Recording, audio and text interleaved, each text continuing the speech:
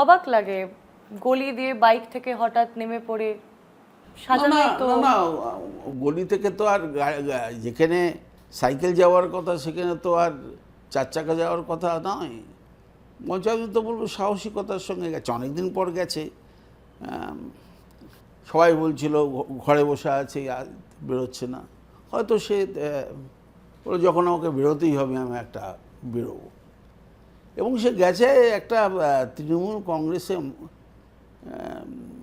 বাড়িতে, যার সদস্য হারিয়েছে সঞ্জীব না কি নাম।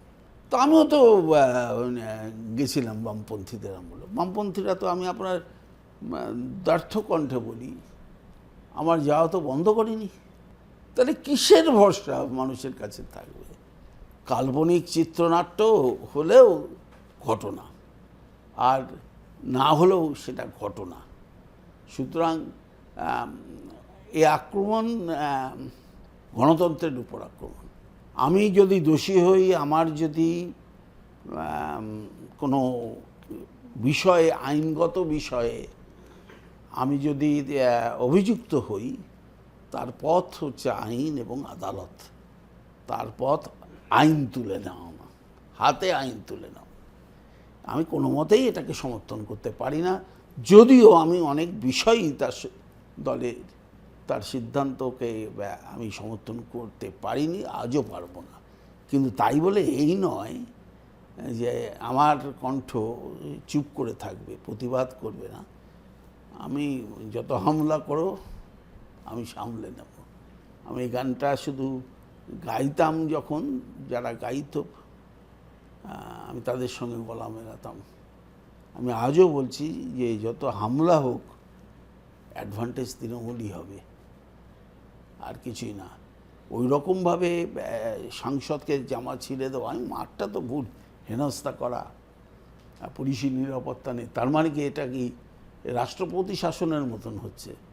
যে সিআরপি গিয়ে তুলে আনছে, তার মানে পুলিশ নেই, প্রশাসন নেই? আমি তো শুভেন্দুর প্রতি আমার অনেক এক্সপেকটেশন আছে, যে সে আমাদের সঙ্গে ছিল, আমি তাদেরকে চিনি, তার কতটা ক্ষমতা আছে তাও আমি জানি। আমি চেষ্টা করব যে ওর মমতা ব্যানার্জি বিরোধী দলনেতা হিসেবে সাকসেসফুল ছিল, মমতা ব্যানার্জি শাসক হিসেবেও সাকসেসফুল ছিল। অন্য কারণগুলোর জন্যে, তার এই দুর্বলতার জন্য হয়তো কোনো কোনো ক্ষেত্রে তার অসুবিধা হয়েছিল। কিন্তু শুভেন্দুকে ভালো শাসক হতে হবে। গরুর কাছে শুয়ে পড়লাম বকরি ঈদের দিনে, এটা বোধহয় আমার কাছে, এটা আপনি বললেন না যে এটা কি যে সাজানো ঘটনা, তাহলে কি আপনার নিজের মনে হচ্ছে না যে এই ধরনের আচরণটা একটু অতিরিক্ত সাজানো হচ্ছে, অতিরিক্ত বিভাজনকে প্রশ্রয় দিচ্ছে? এটা কি মনে হয় না? আমার তো মনে হয়। আমি তো শুভেন্দুকে খুব কম দিনই বোধহয়, আমার যত খুবই পরিচিত ছেলে সুশীলদা, আমার, আমি আগেও বলেছি আজও বলছি, প্রণম্য নেতা আমার কাছে। ধুতি পরে এরম বকরি ঈদের দিনে, ঠিক ওই দিনই যেতে হবে ইয়েতে, ইস্কনের মন্দিরে, ওই দিনই যেতে হবে। মানে এই যে ঘটনা, আপনি সে ঘটনাটাকে বলছেন না কল্পিত ঘটনা, চিত্রনাট্যে তৈরি ঘটনা, এই ঘটনাটাকে বলছেন তৈরি। কিন্তু ওর ক্ষেত্রে কিন্তু মুখ্যমন্ত্রী হিসাবে অ্যাডভান্টেজ হয়নি। কিন্তু কালকের ঘটনা, অভিষেকের উপর যেভাবে হেনস্থা করছে, সাংসদ হিসাবে, একটি দলের নেতা হিসেবে লোকসভায়, আমি তীব্র ভাষায় নিন্দা করি।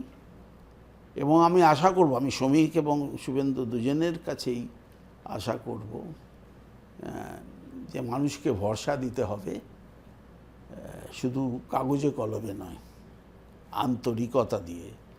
আর যেভাবে আমি আগের লোকরা করেছিল তাই আমি করছি, এই ধারণা নিয়ে যদি আমি কিছু করি, তা বেশি দিন কিন্তু বাজারে চলবে না।